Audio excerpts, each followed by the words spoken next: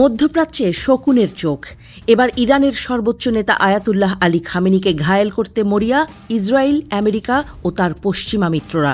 ঠিক সেই সময়ে লিবিয়ার নেতা মুয়াম্মার গাদ্দাফির শেষ আনুষ্ঠানিক ভাষণটি প্রাসঙ্গিক হয়ে উঠছে, যে ভাষণে গাদ্দাফি আমেরিকা সহ পশ্চিমাদের সরেপ উন্মোচন করেছিলেন। গাদ্দাফি সেই ভাষণে বলেছিলেন, পরম করুণাময়, পরম দয়ালু আল্লাহর নামে শুরু করছি। 40 বছর ধরে বা হয়তো আরও বেশি আমি যা পেরেছি করেছি। মানুষকে ঘর দিয়েছি, হাসপাতাল দিয়েছি, স্কুল দিয়েছি, আর যখন তারা ক্ষুধার্ত ছিল আমি তাদের খাবার দিয়েছি। আমি এমনকি বেনগাজিকেও মরুভূমি থেকে কৃষিভূমিতে রূপান্তর করেছি।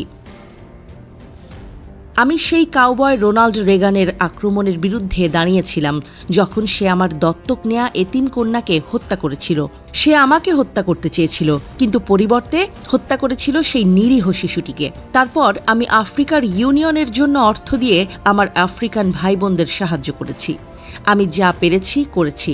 মানুষকে সত্যিকারের গণতন্ত্রের ধারণা বোঝাতে চেয়েছি, যেখানে জনগণের কমিটিগুলো আমাদের দেশ পরিচালনা করত। কিন্তু সেটাও কিছু মানুষের জন্য যথেষ্ট ছিল না। এমনকি যাদের 10 ঘর বিশিষ্ট বাড়ি ছিল, নতুন স্যুট ও আসবাব ছিল, তারাও সন্তুষ্ট ছিল না। এতটা স্বার্থপর ছিল যে তারা আরও বেশি চাইত। তারা আমেরিকান ও অন্যান্য ভিজিটরদের বলতো যে তারা গণতন্ত্র ও স্বাধীনতা চায়। বুঝত না যে সেটি একটি নিষ্ঠুর ব্যবস্থা, যেখানে সবচেয়ে বড় কুকুর বাকিদের খেয়ে ফেলে। কিন্তু তারা সেই কথাগুলোর মোহে পড়েছিল, না বুঝেই যে আমেরিকায় ফ্রি ওষুধ নেই, ফ্রি হাসপাতাল নেই, ফ্রি বাসস্থান নেই, ফ্রি শিক্ষা নেই, এমনকি ফ্রি খাবারও নেই। মানুষকে ভিক্ষা করতে হয় অথবা দীর্ঘ লাইনে দাঁড়াতে হয় স্যুপ পাওয়ার জন্য। আমি যা কিছু করেছি, কিছু মানুষের জন্য তা কখনোই যথেষ্ট ছিল না। কিন্তু অন্যরা জানত আমি জামাল আবদেল নাসেরের আদর্শের সন্তান, আমাদের একমাত্র প্রকৃত আরব ও মুসলিম নেতা।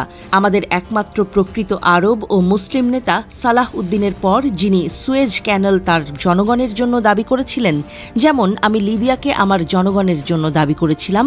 তার পদচিহ্ন অনুসরণ করে আমি চেষ্টা করেছি আমার জনগণকে উপনিবেশিক দখলদারদের হাত থেকে মুক্ত রাখতে, চোরদের হাত থেকে রক্ষা করতে, যারা আমাদের কাছ থেকে সবকিছু ছিনিয়ে নিতে চায়।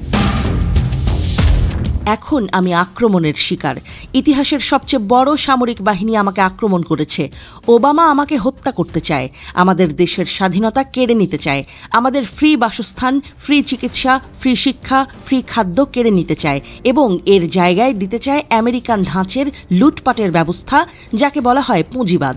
কিন্তু আমরা তৃতীয় বিশ্বের সবাই জানি ওর অর্থ কী। এটা মানে কর্পোরেশনগুলো দেশ চালায়, দুনিয়া চালায়, আর মানুষ কষ্ট পায়। সুতরাং আমার আর কোনো পথ নেই। আমি আমার অবস্থান নেবই। আর যদি আল্লাহ চান, তবে আমি তার পথ অনুসরণ করে মৃত্যুবরণ করব। সেই পথ যা আমাদের দেশকে সমৃদ্ধ করেছে কৃষিভূমিতে, খাদ্যে, স্বাস্থ্যসেবায় এবং আমাদের আফ্রিকান ও আরব ভাই বোনদের সহায়তা করার সামর্থ্য দিয়েছে।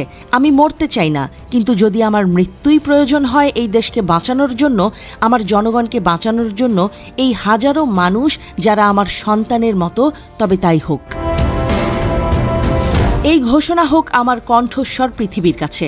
আমি নেটোর ক্রুসেডার আক্রমণের বিরুদ্ধে দাঁড়িয়েছি, নৃশংসতার বিরুদ্ধে দাঁড়িয়েছি, বিশ্বাসঘাতকতার বিরুদ্ধে দাঁড়িয়েছি, পশ্চিমাদের উপনিবেশিক লালসার বিরুদ্ধে দাঁড়িয়েছি। আমি আমার আফ্রিকান ভাইদের পাশে দাঁড়িয়েছি, আমার প্রকৃত আরব ও মুসলিম ভাইদের পাশে দাঁড়িয়েছি, আলোর এক দীপশিখা হয়ে। যখন অন্যরা প্রাসাদ বানাচ্ছিল, আমি বাস করতাম এক সাধারণ ঘরে, এক তাঁবুতে। আমি কখনো ভুলে যাইনি আমার শৈশবের দিনগুলি সিরতেতে। আমি জাতীয় তহবিল অপচয় করিনি। আর সালাহ উদ্দিনের মতো আমাদের মহান মুসলিম নেতা, যিনি জেরুজালেম ইসলামকে ফিরিয়ে দিয়েছিলেন, আমি নিজের জন্য খুব অল্প নিয়েছি।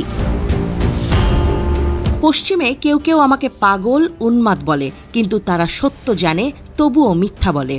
তারা জানে আমাদের ভূমি স্বাধীন, মুক্ত, উপনিবেশিক করাল গ্রাসের বাইরে, এবং আমার দৃষ্টিভঙ্গি, আমার পথ সবসময়ই পরিষ্কার ছিল, আমার জনগণের জন্য ছিল।